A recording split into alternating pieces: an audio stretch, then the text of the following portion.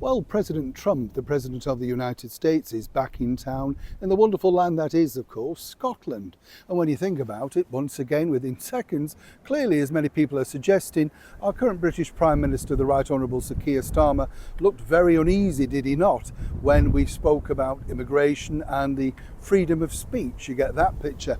Interesting, isn't it, though? Because, of course, Mr. Trump, your president, as I say, President Donald Trump, well, the bottom line is, he's very, very supportive of the United Kingdom, and you can see that he loves his heritage.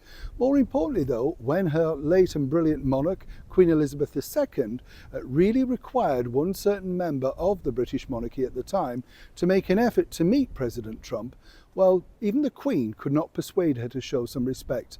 Let me explain. Lovely to see you, chums. Thank you so much as ever for joining me today. And yes, welcome one and all brand new subscribers. Hope you're keeping well. You are? That's good. Always nice to check in, you know what I mean? It's interesting, isn't it, when we get a visit from such a huge person like, of course, the President of the United States. As I said, His Majesty the King was supposedly going to have a meeting with him at Balmoral, I think over the weekend, but that was diary clashes, etc. Make of that what you will. So, for President Trump, he was now, some people might suggest, being lumbered with our current British Prime Minister, Keir Starmer. I don't know if you saw the footage of Keir Starmer and the President outside ahead of the meeting. He looked completely ill at ease and very, very nervous for the questions from the waiting journalists, who apparently said, do we still have freedom of speech over here in the United Kingdom? Interesting one, that. And of course, it's getting worse by the moment. Now, what's interesting also is, just cast your mind back when President Trump very first came over to England to meet our late and brilliant monarch, Queen Elizabeth II. This was his first official state visit. Now, many people know the fact that Meghan Markle did not want to meet President Trump. And, that was her prerogative. We were told at the time that she didn't feel particularly well as she was expecting her first child.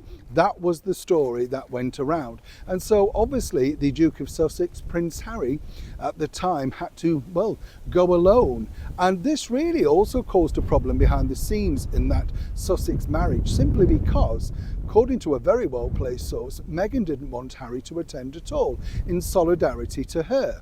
But here's where the story for me gets really interesting, and it just goes to show you the complete lack of respect that Meghan Markle had for Queen Elizabeth. Now, as you can imagine, she didn't really ask too much of Meghan, didn't do many appearances, didn't do too much to uphold the values of the monarchy. So you can understand, when we've got the highest person in the land from the United States coming to visit, Queen Elizabeth wanted to present her entire united family. I mean, that's the deal, right? And she put on a magnificent display, walking around Buckingham Palace, Windsor Castle, all of that sort of stuff. It was very, very nice, and we were absolutely thrilled at the way that she showed Great Britain, the United Kingdom, to the rest of the world. Now, according to a source, and this is an absolute excellent source, you see, even at the 11th hour, Meghan couldn't decide if she could make it or not. Playing games, of course, with the monarch, not something you would want to do, particularly a monarch who's had such a long and exclusive, extensive reign. You would have thought a little bit of, humility and respect. Not Meghan, no. And so, according to a source, and as ever, I have to say allegedly, it was only an hour and 22 minutes before she alerted the Queen that she couldn't attend because she didn't feel well. Now, the Queen said, would it not be possible, even just for 10 minutes, for you to make an appearance? A resounding 42 minutes later back, no, she didn't feel well enough, she couldn't do it. Remember, very quickly, a couple of days later, of course, she zipped off somewhere else. So you can understand exactly why Queen Elizabeth felt so strongly, and perhaps the things that we're now hearing about Meghan behind the scenes were more and more prevalent. What's interesting, though, is when you think about it now, if she'd have made that effort, considering the person that we now need as our biggest ally, our very special relationship with, of course, the United States, wouldn't it have been a lot more easy for Meghan Markle to have simply just turned up at the event, grinned, smiled, shared, and said nothing? But now, just when she needs a lot of support in the United States, alongside over here in the United Kingdom, her actions speak louder than words. But none more so for the late Queen Elizabeth, who literally was left embarrassed and having to explain away the most recent addition to the British monarchy.